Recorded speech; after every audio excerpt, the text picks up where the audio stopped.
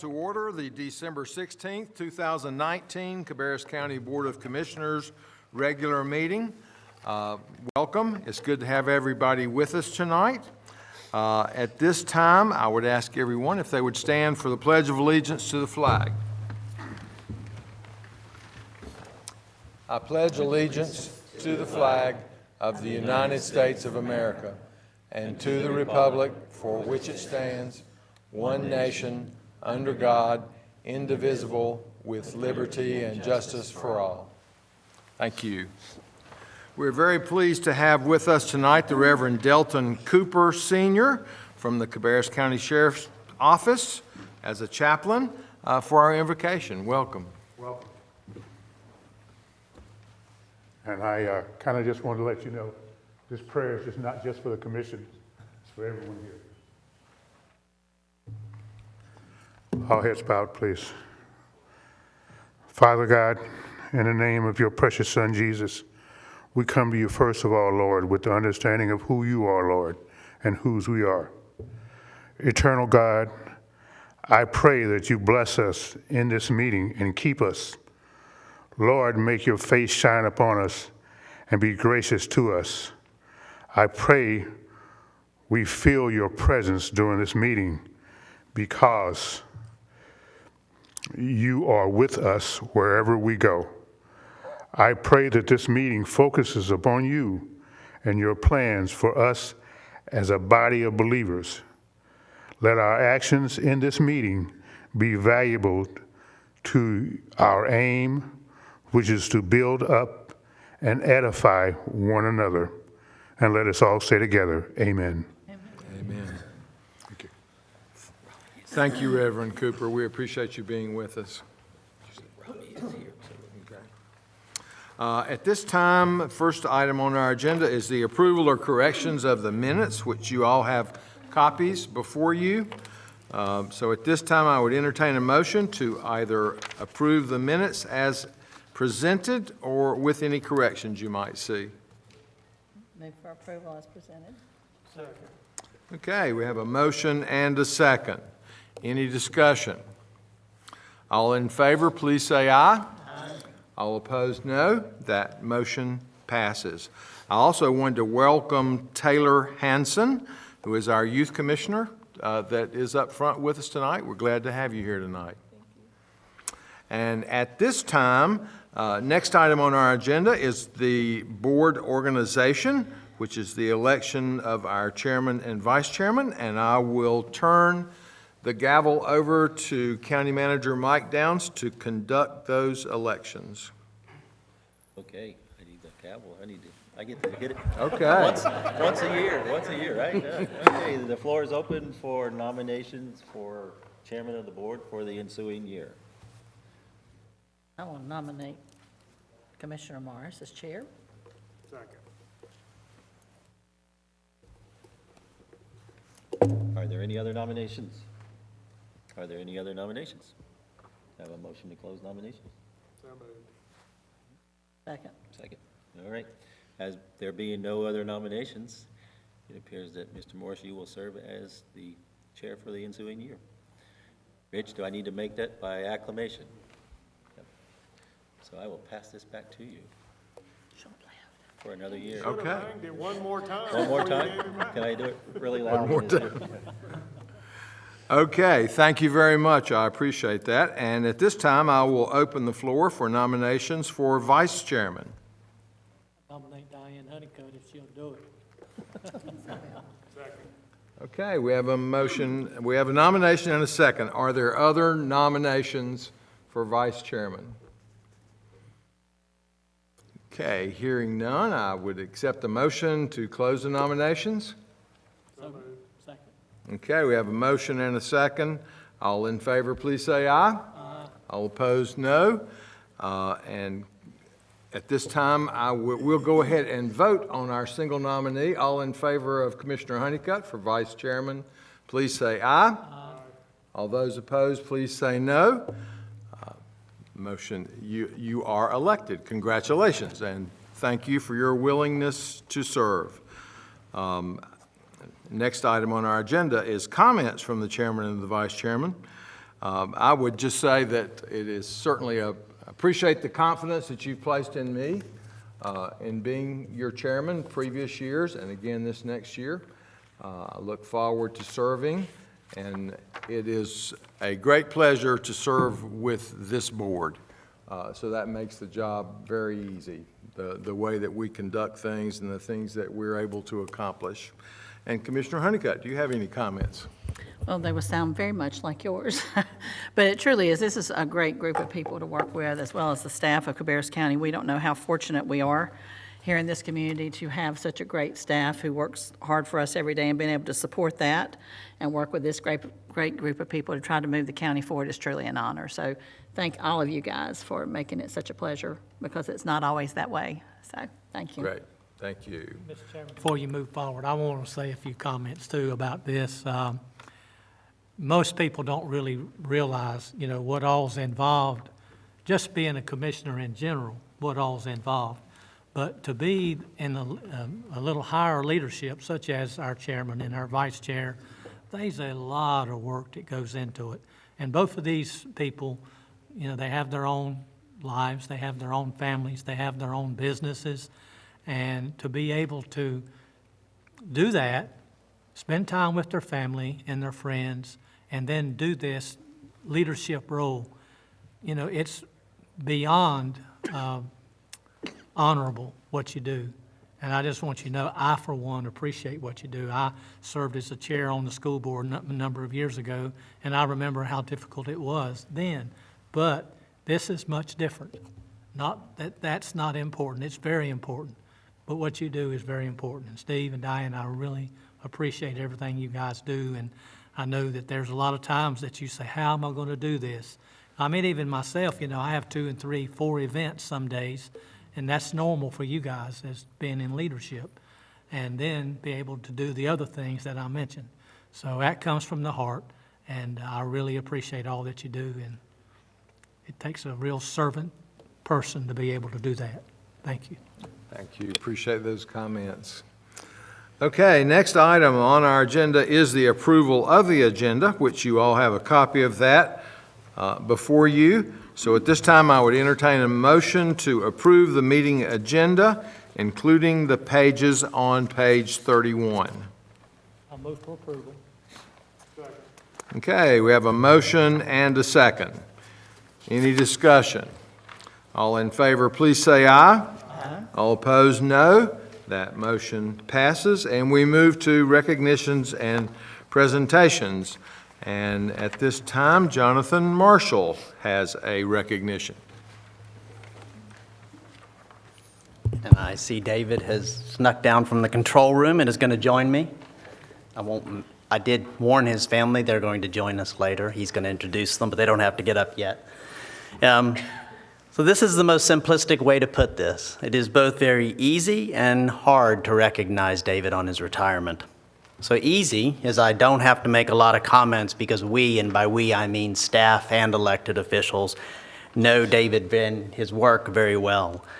And of course we know David will have something to say after I do, so that always makes it a little easier. But it's also hard. It's impossible to describe all that he's done and the importance of that work in just a few moments. David began working here in 2003, and his charge was to create what we now know as Channel 22 or Cabco TV. That vision for local television has gone, I think we can all agree, well beyond what we could have imagined. He's helped explore the county's history, brought us cooking lessons, explained better ways to garden. I actually have learned a lot from that, thank you. And covered a wide variety of other topics. Along the way, that main goal of transparency in government has always been at the forefront with the broadcast of your meetings, your special meetings, and a variety of special events. And of course, you know that well as we've gone through the parade season. Again, it's easy to say that we've all gotten used to these cameras. I don't think we really, especially they've gotten smaller over the years, we don't notice them as much. And we've gotten used to the constancy of the broadcast, of walking into our lobby downstairs and hearing one or all of our voices as we're walking through that lobby. And we're used to residents being aware of what's going on and asking us about it, which is a wonderful byproduct of his work. The hard part of that is all of that doesn't come without an incredible amount of work, dedication, and creativity. We have seen David, and I'm going to get this list right, fly, climb, explore, bounce, soar, raft, speed, crash, balloon, cave, and this is the one I like the best, deftly stand aside while his co-host was spit on by a llama. The list goes on, but the summary is proof that David not only did a great job, but had fun doing it. Cabarrus this week has become a staple of local programming. They visited countless locations and made folks aware of the endless offerings both in government services and in community events. And they've done all that with words, pictures, and demonstrations. Again, it's easy to say this because the commissioners have witnessed it and been part of it, but the county has received numerous awards for this programming and for Cabco TV. The hard part, again, is all those represent many hours of planning, writing, filming, editing, and innovation that David and his team have put together. He and the crew have traveled the state. You have a crew. Have traveled the state to film. He's also traveled the state and nationwide to work with other public entities to improve their local programming. In the end, his peers in this state recognized that and honored David with their most prestigious award as Communicator of the Year. And then finally, there's an easy part of any retirement, and that is the happiness you feel that someone gets to go on and enjoy more time with their family, more time to the things they want to do, and not always have work in the way. But the hard part of that is we will not be able to replace David. He is a unique talent and has a unique set of talents, and the county has benefited greatly from them. He's also a wonderful person, and it's been a pleasure to work with him. And again, I think you all know that. David? Thanks, sir.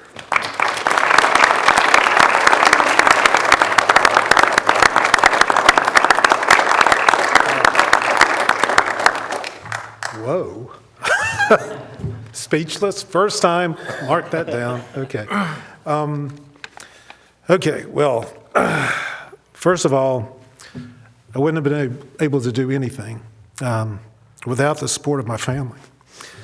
So I'd like to introduce, if you stand up here, okay, my wife Alice, my mom Ruth Baxter, my Aunt Charlotte, my oldest daughter, Nicole, and my son, Sean. And my youngest one is a teacher down in South Carolina, so it was a little long to get here, so she's here in spirit. But without my family, I wouldn't have been able to do any of those.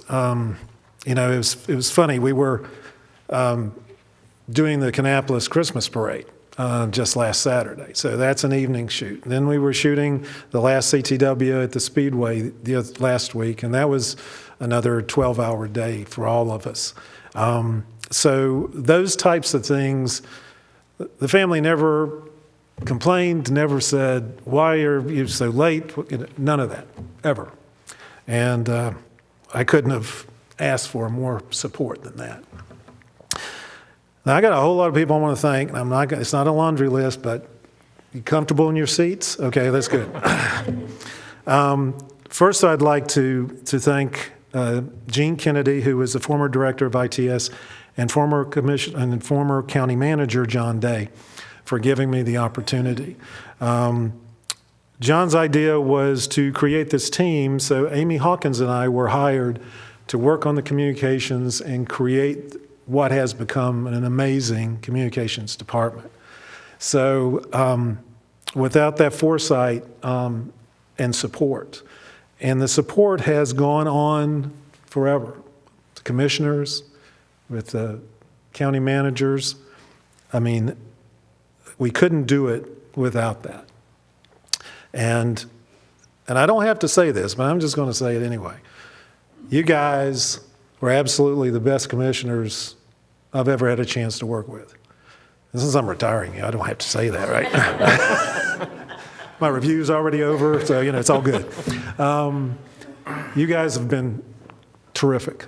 You've been great, and management great. It's been a real blessing. And I am not a one-man show by any stretch of the imagination.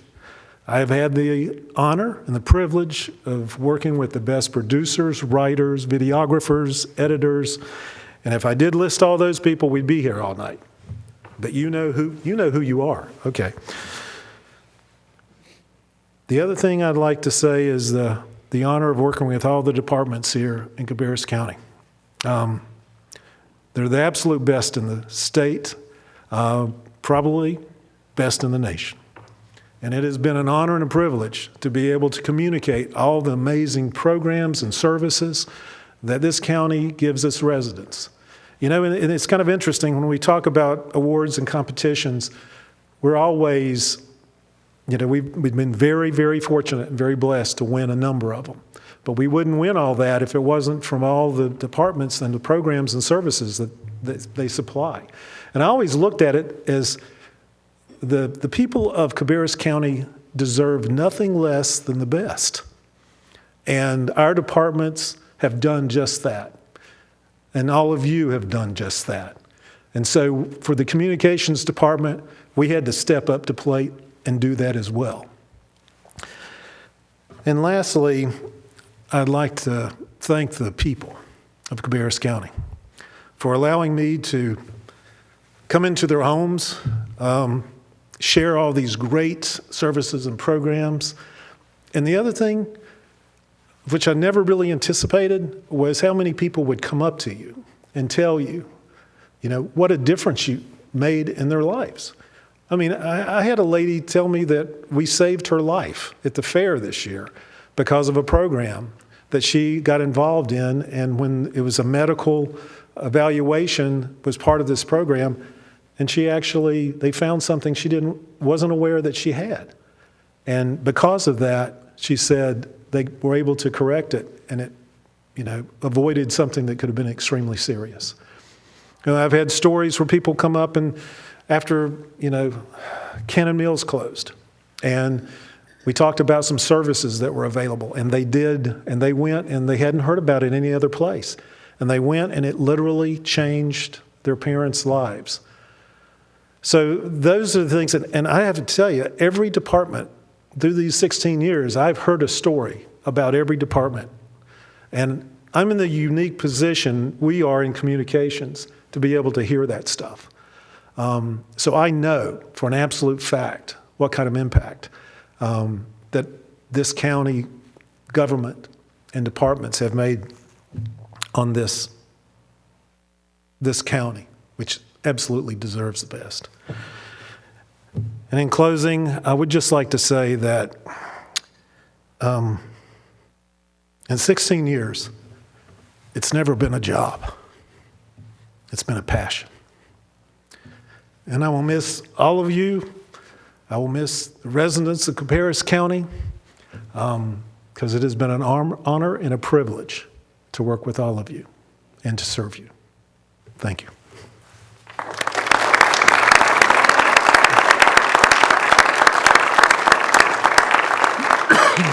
So I think you hit the nail on the head when you said your family supported you all the time, and I think it's because they know it's your passion. And it brings you to life, and they like to see you happy. And so thank you for what you've done for us for all of the years. I think all the commissioners would have stories they could tell. I know Jonathan talked a lot about the past, but from 2014, when I came on board, one of the things that group of commissioners had was wanting to be transparent and having an out and about show. Mm-hmm. And so I know what you've had to put up with. I don't know about them, but I know when you were shooting me, the things that you had to go back and fix and all. So hopefully they did a little bit better job. But helping us do that was one thing that's really brought, I know, a lot of knowledge and opportunities for the public to know what we're doing in addition to the others. And I know probably they have the same thing. Many times weekly, people will say, "Oh, I watched the show." You know, so people watch and they care, and you're helping give them the information of what's happening in this community.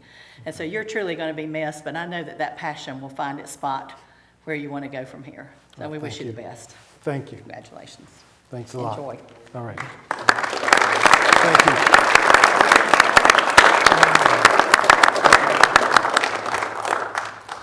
Thank you, David. I really expect you to talk much longer. We appreciate what you've done, and you certainly will be missed. And Best wishes for the next stop. Thank you. Okay, next item on our agenda is a proclamation for Dr. Martin Luther King Jr. Day. I think you have that in your minutes, and I'm going to attempt to read that. If I can make my computer operate so I can see it. It won't scroll. Yeah. Great. So, whereas Dr. Martin Luther King Jr. was born on January 15th, 1929 in Atlanta, Georgia, and devoted his life to fighting poverty, injustice, and racism in America, and whereas Dr. King, through his practice of nonviolent protest, promoted the importance of love, peace, and freedom for humankind and challenged America to honor its promise of liberty and justice for all citizens. And whereas during his lifetime, Dr. King sought to forge the common ground on which individuals of all ages, races, and backgrounds could join together to address important community issues and provide service to their community. And whereas the third Monday in January has been established as a national holiday to observe the anniversary of Dr. King's birth and commemorate it as a national day of service. And now, therefore, the Cabarrus County Board of Commissioners hereby proclaims Monday, January 20th, 2020, as Dr. Martin Luther King Jr. Day in Cabarrus County, and encourages all citizens to join in the special programs and ceremonies to be held throughout the county honoring the life and work of Dr. King and his legacy of peace and equality for all citizens. And at this time, I would entertain a motion to adopt this proclamation as read. Mr. Chairman, before we do that, would it be possible to entertain a minor revision in the proclamation? And we may need to wordsmith it. Absolutely. Dr. King rightfully earned the designation of Reverend. He was an ordained minister, and for whatever reason, in monuments and proclamations such as this, that typically gets dropped. And I would like to see, and I believe Reverend precedes Doctor in a title. Right. So I would like to see that added back because he obtained that designation. Absolutely. You can include that in the motion, and our clerk will certainly take care of it. Okay, well, I would like to make a motion that we adopt the proclamation honoring the Reverend Dr. Martin Luther King Jr. Okay, do I hear a second? Second. Okay, we have a motion and a second. Is there further discussion? Hearing none, all in favor, please say aye. Aye. All opposed, no. That motion passes, and that proclamation is adopted with those corrections to be made. Next on our agenda is a proclamation declaring National Radon Action Month, and I will read that proclamation. Whereas radon is a colorless, odorless radioactive gas that may threaten the health of our citizens and their families, and whereas radon is the second leading cause of lung cancer in the U.S. and is the leading cause of lung cancer in non-smokers, and whereas the National Academy of Sciences estimates that up to 21,000 lung cancer deaths occur in the United States each year, and whereas 1 in 15 homes across the U.S. have elevated radon levels, and whereas a home may have elevated levels of radon even if neighboring homes do not, and whereas living in a home with an average radon level of 4 picories per liter of air poses a similar risk of developing lung cancer as smoking a half a pack of cigarettes a day. And whereas testing for radon is simple, inexpensive, and radon problems can be fixed, and whereas Cabarrus County, the U.S. Surgeon General, the U.S. Environmental Protection Agency, the North Carolina Department of Health and Human Services, North Carolina Radon Program, and the North Carolina Advisory Committee on Cancer Coordination and Control support efforts to encourage homeowners to test their homes for radon and have elevated levels addressed.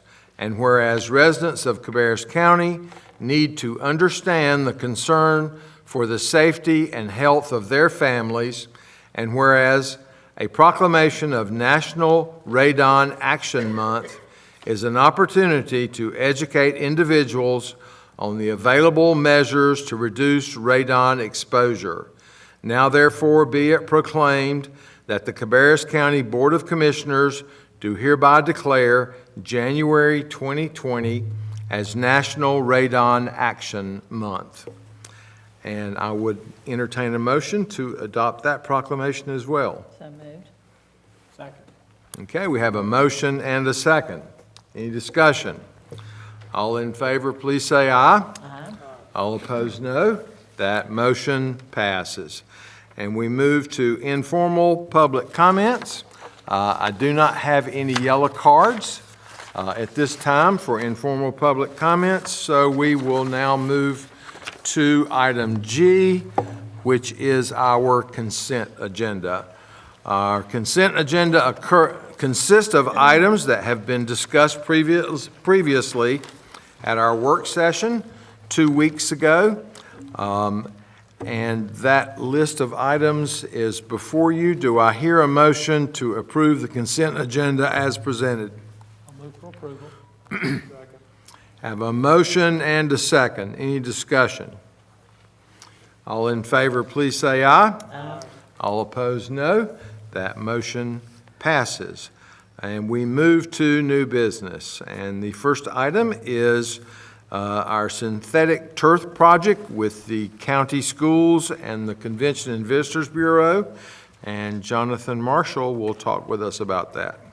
And I do want to begin by saying we do have representatives from the Convention and Visitors Bureau, should you have questions of them, as well as Rodney Harris, should you have questions of the purchasing policy and how we're proceeding with this. We have received revised quotes for Phase 1, and I think I told you when we went over this at your work session that this would move fairly quickly. We are trying to get the Phase 1 of this, which are primarily the 2 fields at Cox Mill High School and J.M. Robinson High School, the stadium fields, trying to get those completed in between fall and spring sports, and that's why we're bringing this forward. With those revised quotes, we are recommending that we proceed with the proposals and accept the proposals from Geosurfaces Southeast for the T-Cool turf cooling system, which is the coating that they put on the infill that goes within the synthetic turf. At West Cabarrus High School, the rest of that field is ready for the type of play that's being proposed. Then also we have the synthetic turf installation, the T-Cool turf cooling system, and the irrigation modifications completed at both Cox Mill High School and J.M. Robinson High School. So that totals $1.93 million.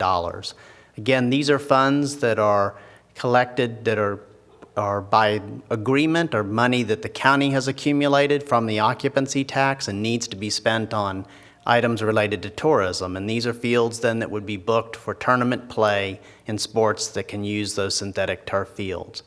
So the next part of this, and part that we're already working on, in fact, Mr. Cook is working on the drafting of this, is an amendment to the joint use agreement for use of those fields, and we've made great progress between CVB, the schools, and us.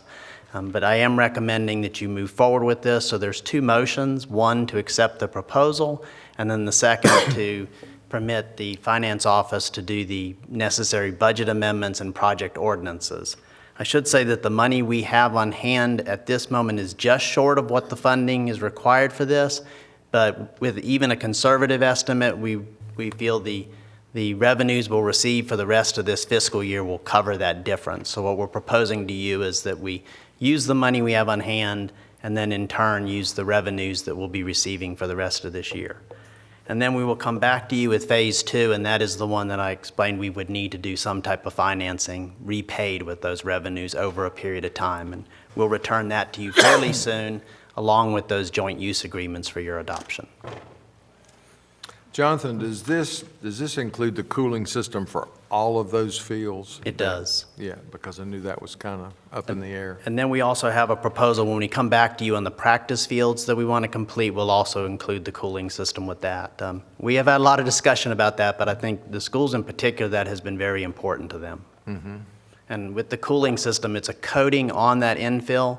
In order for it to work, you do have to modify the irrigation system with water cannons, because it's the water that's applied to the field. It slowly evaporates, and that provides the cooling. Okay, any questions for Jonathan? Yeah, Jonathan, that was the alternates that we didn't accept at this time, is that right? We are recommending the cooling system and the irrigation. So the field installation at J.M. Robinson and Cox Mill, and then the cooling system and irrigation at J.M. Robinson and Cox Mill, and then just the cooling system, because the rest is in place at West Cabarrus. It's already there, okay, thanks. Okay, any other questions? Okay, hearing none, I would entertain a motion to accept the proposal from Geosurfaces Southeast as outlined, including authorization for the county manager to sign the final contract subject to the review and revision by the county attorney. So moved. Second. Okay, we have a motion and a second. Any further discussion? Okay, hearing none, all in favor, please say aye. Aye. All opposed, no. That motion passes. And then additionally, we would need a motion to authorize the finance director to prepare the necessary budget amendment and project ordinances. Second. Okay, we have a motion and a second on that one. Any discussion? All in favor, please say aye. Aye. All opposed, no. That motion passes. Okay, next item from Finance, presentation of the fiscal year 2019 comprehensive annual financial report. And we're happy to have Susan Fearington with us.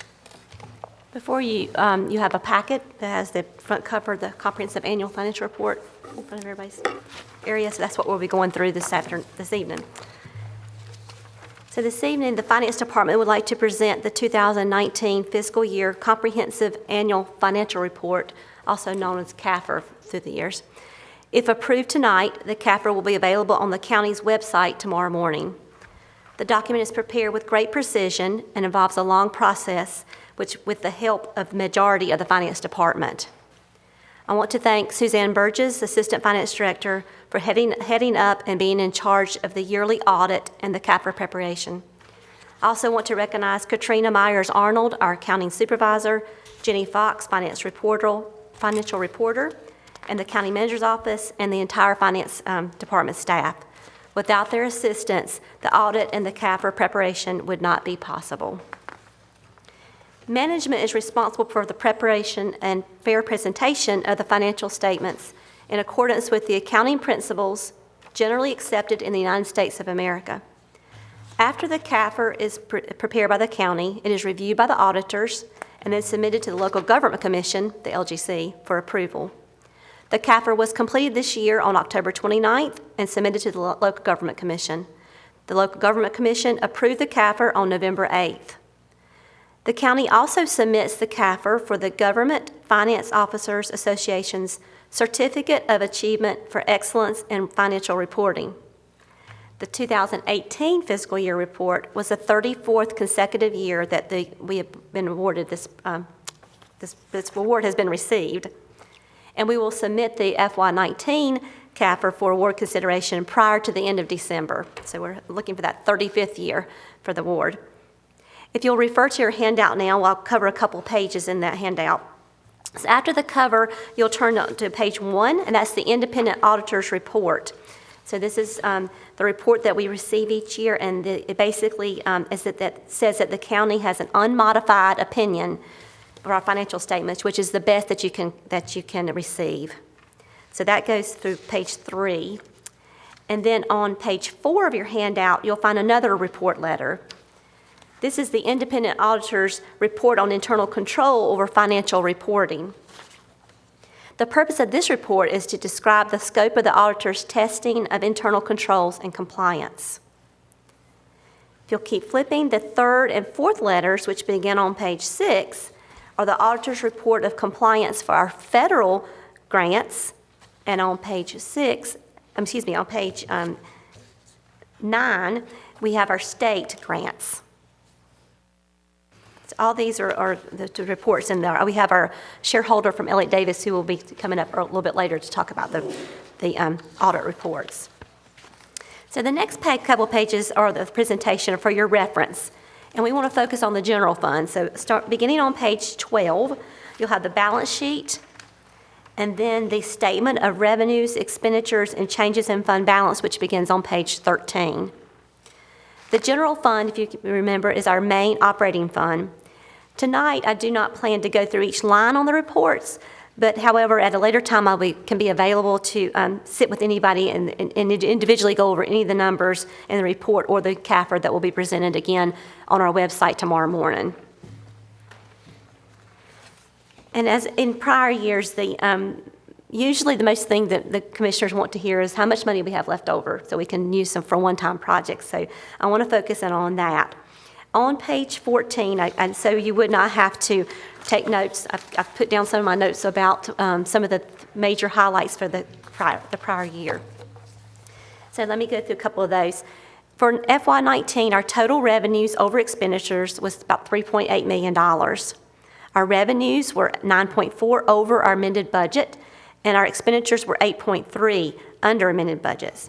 That's comparing to our budgets. We had a fund balance transfer of $12 million, 12.3 actually, and that was after our June 30th, 2018 CAFR was presented to you in January, and then we had to run that through our financial statements in 19, so that was ran through. So just to give you a couple ideas, of that money, what we were able to spend for one-time projects, I've got those listed for you there. So some of the major ones were the beginnings of our courthouse project. So $5 million went to our courthouse project that covered some of our architects, some of the planning and things that we have to do to get started for that courthouse project. 1.7 was for our firing range renovations. If you'll remember, we purchased the operations center, so we were beginning to upfit that building, so we used $850,000 there. And West Cabarrus High School, as we're getting towards the end, we needed $2 million for their furniture and fixtures to finish that out. And we also purchased 20 mobile units for about $2.4 million. So that's just some of the uses that we were able to do without borrowing money that we were to be able to use for one-time projects from the money left over from the FY18. So this year, I'm going to get to how much we have this year, but right now I just wanted to point out a couple of things to you. The biggest areas for our revenues in FY19 were property taxes, where we came in at $3.4 million over budget.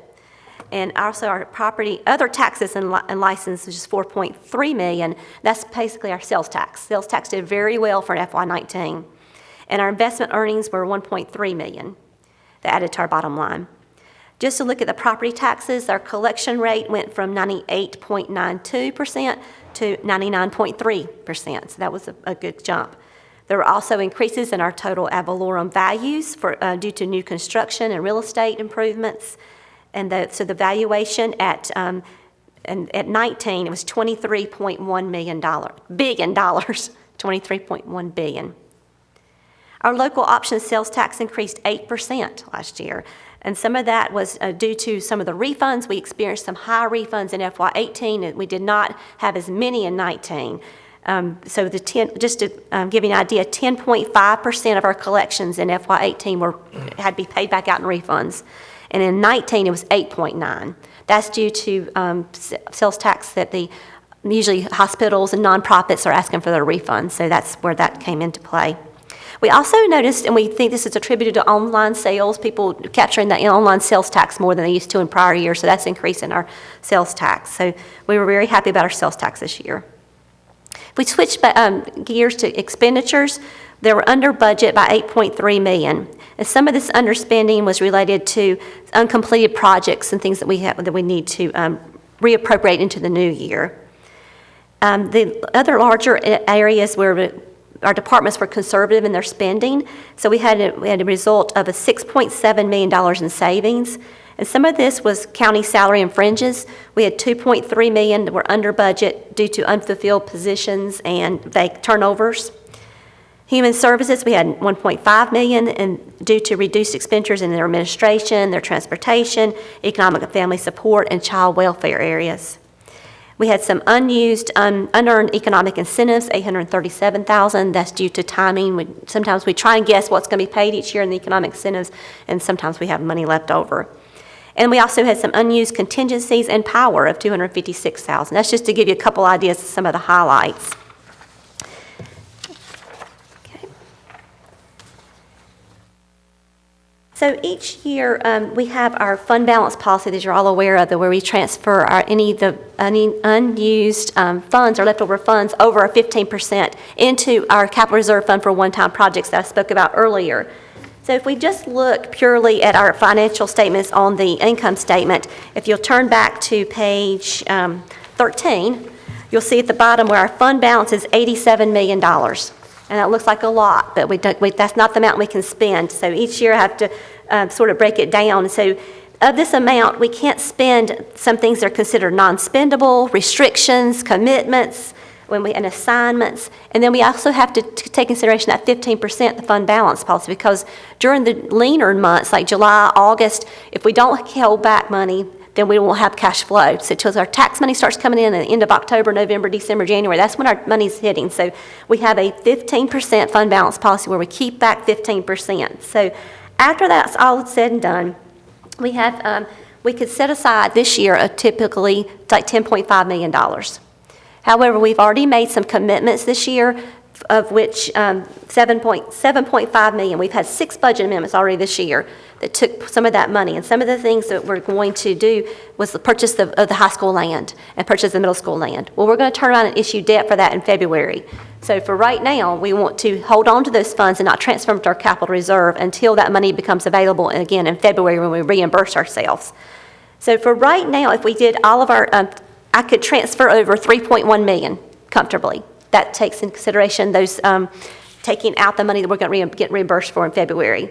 However, the management has been made aware of a couple public school road projects that we need to keep money back for right now until we get some clarification, and the community college that may be coming to us making a recommendation that they need some additional funding. So for right now, I'd like to make the recommendation that we would hold off on making the transfer to our capital reserve until February when we get reimbursed from our debt proceeds. And then at that point in time, we should have about $8.5 million to transfer over to our capital reserve for one-time projects. So that's the what we're looking at right now, but I can definitely come back in February and give the final number. So I know that was a lot of numbers being thrown out, but are there any questions for now, or if not, I'm going to turn it over to our shareholder from Elliott Davis. Questions for Susan? Okay. Okay. And so at this time, I'd like to introduce Tom McNish. He's a shareholder with the accounting firm of Elliott Davis for an update, and then I'll come back to make the motion.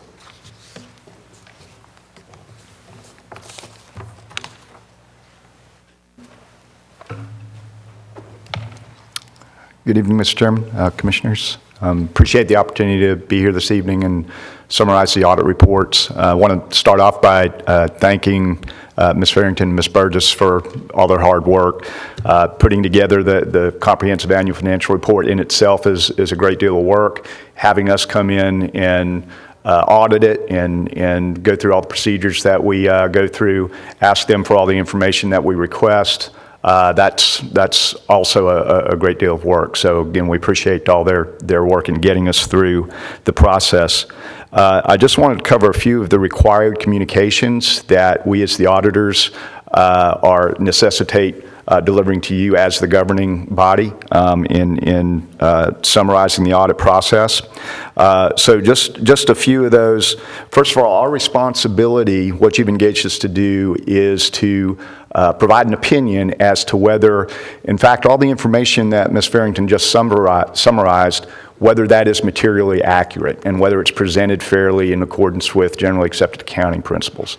The reason that's important is because folks outside the county, creditors, granting agencies, they all rely on this information, and they want to see a third-party opinion that the information is presented fairly in accordance with GAAP or those accounting principles. So as Ms. Farrington mentioned, in terms of our audit report, our responsibility was to give that opinion. We gave an unmodified or a clean opinion. That is where you want to be in terms of the financial statements being reported fairly.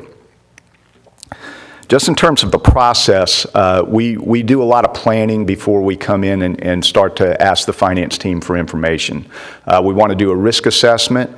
We want to look at your internal controls, and that can be anything from the preparation and review of bank reconciliations to the approval of amounts for disbursement.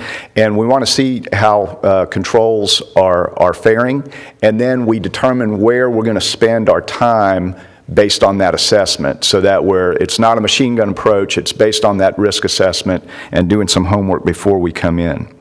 We do employ a materiality threshold, so we're not looking at 100% of the transactions or 100% of the balances that occur during any given fiscal year. If we were to do that, we would be here all the time. So a materiality threshold is employed so that we are designing audit tests that would catch that material misstatement. And what is that? Well, that's going to be what would mislead a user of the financial statements if, for instance, they were making a credit decision about issuing bonds on the part of the county. And so those folks want to be informed that there's not a material misstatement. So that's what we're looking for. That's the key part of our process.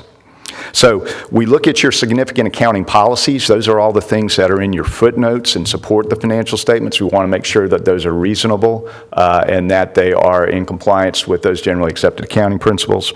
Throughout the process, as you would imagine, we have a number of discussions with the finance team, with management, and sometimes we might look at something a certain way, and they might push back and say, guys, you're not considering everything. We look for a good constructive back and forth, and as long as we're not experiencing any information being withheld, we don't feel like we're being stonewalled or getting inaccurate information, that's a healthy back and forth to have. So I think we had that in the process, and we did not encounter any difficulties in completing the audit and getting the information that we need.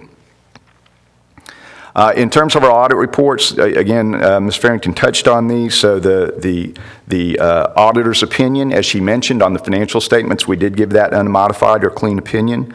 The Yellow Book or Government Auditing Standards report, that's where we consider internal controls and we consider compliance with certain laws and regulations that if they weren't complied with, it could result in a material misstatement to the financial statements.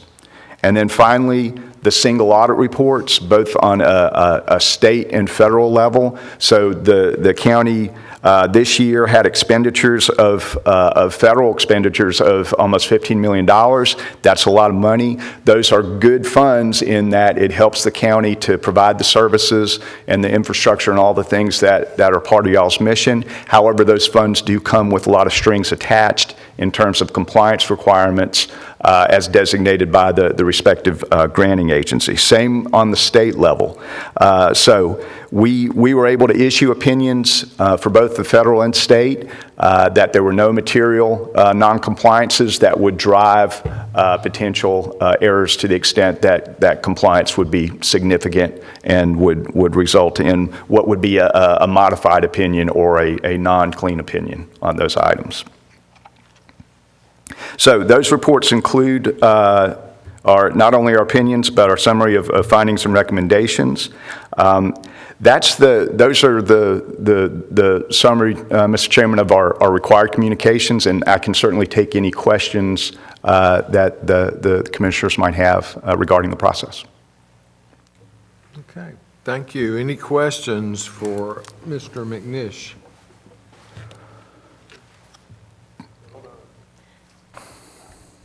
Yes, thank you very much. Sir. Thank you. Appreciate your time. Thank you. So again, I'd like to take this opportunity to thank Suzanne Burgess, Assistant Finance Director, Katrina Myers-Arnold, Accounting Supervisor, Jenny Fox, Financial Reporter, the County Manager's Office, and the entire finance staff for their dedication during the 6/30/19 audit and completion of the 6/30/19 CAFR. The comprehensive annual financial report for June 30th, 2019 is submitted to you for approval. Okay, thank you. At this time, I would entertain a motion to accept the fiscal year 2019 comprehensive annual financial report as presented. Second. Okay, we have a motion by Commissioner Kiger and a second by Commissioner Honeycutt. Any discussion? No. All in favor, please say aye. Aye. All opposed, no. That motion passes. And now also from Finance, resolutions relating to financing of various school and county projects. So Susan will be up in a second, but part of what we talked about at the work session was updating you on our trip to the Local Government Commission. So Susan and I were joined by Piper Jaffray and DEC Associates who came to present the debt model to you. We were pleased to meet with not only the Local Government Commission Debt Management Section staff, but also Deputy Treasurer Greg Gaskins, who was in attendance. The purpose of the meeting was to discuss our plans for the county's next debt issuance in February of 2020. And we discussed over the course of about 2 hours several things. Most important, the significant capital needs that have been facing our community. We talked about the creation of the Community Investment Fund beginning in FY21 to separate our capital needs from our general fund. We talked about our new debt model that DEC has been helping us with and the impact of different financing methods on that model. Based on that, in the preliminary results that we've looked at, we informed them that we would submit, pending your approval, an application on January 3rd to obtain a line of credit for up to $130 million for the courthouse, the middle school construction, land acquisition for the new middle school and the high school, governmental center skylight and roof replacement, and the turf fields that we just discussed. With this line of credit, which is referred to as construction period financing in the private sector, we will withdraw funds as needed over a period of 2 years, and our annual payments during that time would be for interest only. Because we would be paying interest only, our annual obligations would be considerably less than if we issued fixed debt financing. At the conclusion of the 24-month period, we will convert the amount drawn to fixed debt. The risk to this approach is not securing a fixed interest rate at this time. Fortunately, all projections have rates remaining low for at least another 2 years. At the same time, we will always retain the ability to turn that debt into fixed debt if we notice that the market conditions are changing. Ultimately, both staff and our advisors recommend using the line of credit method for this issuance, as doing so provides significantly more capacity to meet our needs. With that, I'm going to turn things over to Susan, who is going to cover the specific actions that we are requesting. As part of the debt process, we come to you a couple months ago, and we had a reimbursement resolution. We want to increase that tonight for the courthouse, and the documents are in your agenda package. So the first one is a reimbursement resolution to increase for the courthouse. We wanted to take it from $100 million to $114 million. And that's not the entire project. That's mainly concentrating on phase 2 and 3. It's the document that means that we're going to borrow up to the amount, and we're not going to draw any more than we need to. But the documents have to be in place from our bond attorney. He drew them up for us to have that reimbursement resolution in place. So it's just an amendment to the one we had done earlier in the year. The second thing is for permission to go out for debt. As Rodney spoke about, that it's time to do that. So this resolution will allow us to submit an application to LGC, get that approval, and start the ball rolling for the debt process that we go through, like a traditional debt, but just a different vehicle this time. So this we are calling also for a public hearing on January 21st, which is a Tuesday, because that's when we'll meet in January. So that's also in tonight's requested action, to set that public hearing. So are there questions about the two resolutions or about the need for a public hearing?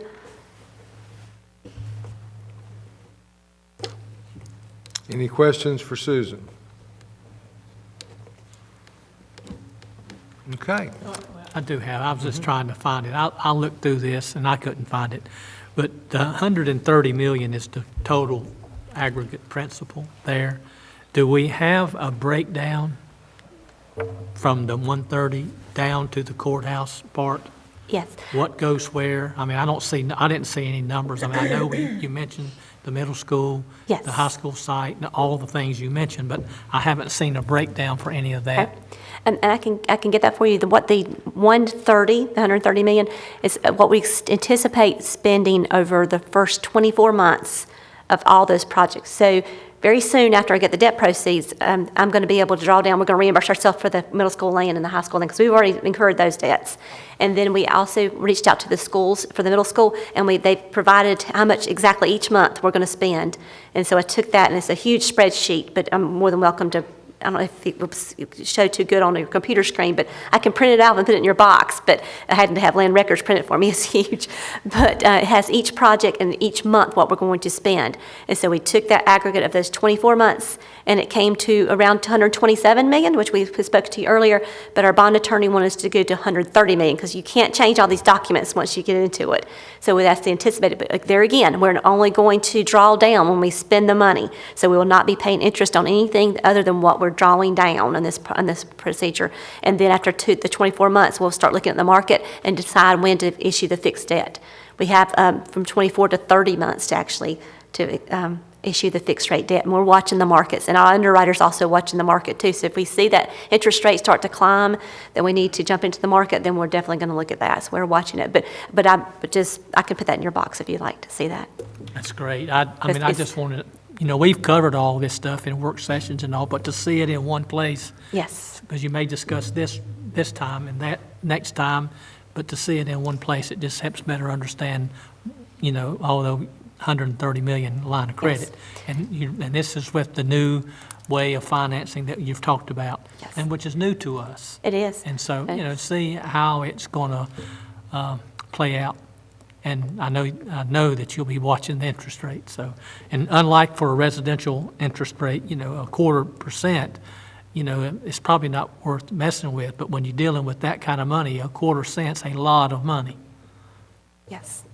Thank you, Susan. You're for welcome. everything. This spreadsheet also takes all the projects out for many, many years, like 5 years. So you'll be able to see all the expenses by month.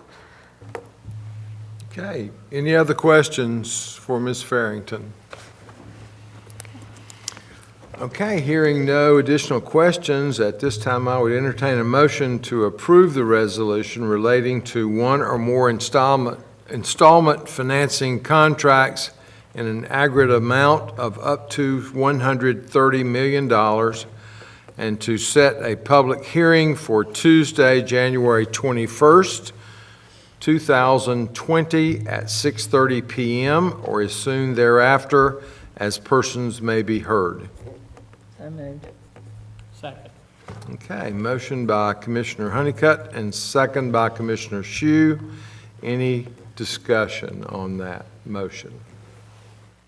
All in favor, please say aye. Aye. All opposed, no. That motion passes. And we need an additional motion to approve the supplemental reimbursement resolution for the new courthouse project. I'll move for approval, Mr. Chairman. Second. Okay, we have a motion and a second. Any discussion on that item? All in favor, please say aye. Aye. All opposed, no. That motion passes. Thank you. Okay, that completes our new business for this evening, and we move now to reports. So at this time, we'll receive updates from commission members who serve as liaisons to municipalities or on various boards and committees. Commissioner Honeycutt does not have her monthly report. Okay, then we will move to general comments by board members. I have one quick one. As we are staring right at 2020, just a reminder that April 1st, 2020 is Census Day. So A lot of information will be out there in the next 4 months. So be ready and be aware and be counted. Great, thank you. Very, very important, has a lot to do with the funds that flow to Cabarrus County. I will mention a couple things. This afternoon, just prior to this meeting, we were able to celebrate and recognize Cabarrus County employees for their service. We had employees with 40 years of service, some, and then quite a few with, several with 30, and then on down 25, 20, and on down the line. But we had a total of 139 employees that were recognized today, which represent 1,605 years of service. So that's quite an accomplishment. Some of the comments that were made by folks there, it was pointed out that in years past, it was not uncommon for people to work for the same company for 30, 40 years for their entire career, but that is not the way it is today.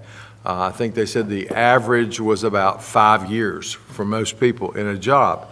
So the fact that we have had so many people that have stayed for extended periods of time with Cabarrus County says a lot about our management team and the way that they handle things and their dedication to our citizens here in Cabarrus County. So we congratulate those folks and say to the public how much we appreciate them. One of the comments that I made was a lot of times we, the elected officials, receive the compliments for the hard work that they do. You know, especially when people tell us how well they were served and how politely they were treated when they came to conduct business with the county. And so those folks are responsible for all those good comments and for all that good service to our citizens. So we certainly do appreciate that. One other thing that I mentioned to that group, it really stood out to me this past week. Commissioner Honeycutt and I were visiting a number of different departments on the same day. And at some point along that route, I said, wow, just stop and think about the things that we have encountered. There were two big events going on at the arena. One was a luncheon for I think 250 to 300 school personnel in one building. In the other building, there was a breakfast going on for a Christmas breakfast for senior citizens that was sponsored by the county. We headed to went to a couple of the libraries, and at the Harrisburg Library, the lobby was full of children waiting to go in to see the mobile planetarium that they had set up there. We went to the Extension Service. There was a large group of people there at a class at the Extension. And these are things that were all happening simultaneously.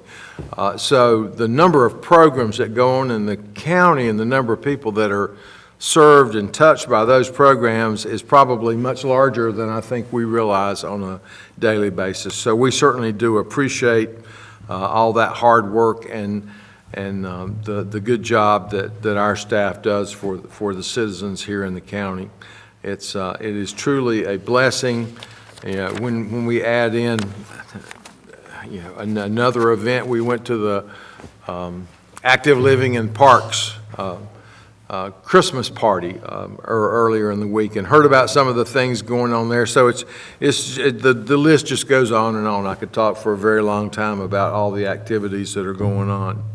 But we are very appreciative, particularly at this time of year, for all the wonderful things that occur here in Cabarrus County and those people that make them happen. Any other comments?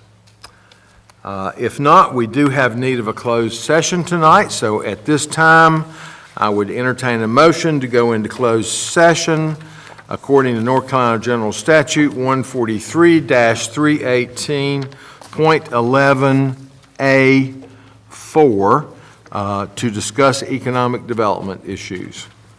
So moved. Second. Okay, we have a motion and a second. All in favor, please say aye. Aye. All opposed, no. We are now in closed session. We appreciate all of you that have attended the meeting tonight and those watching on television, and wish you all a very Merry Christmas, and we look forward to seeing you in the new year. Thank you.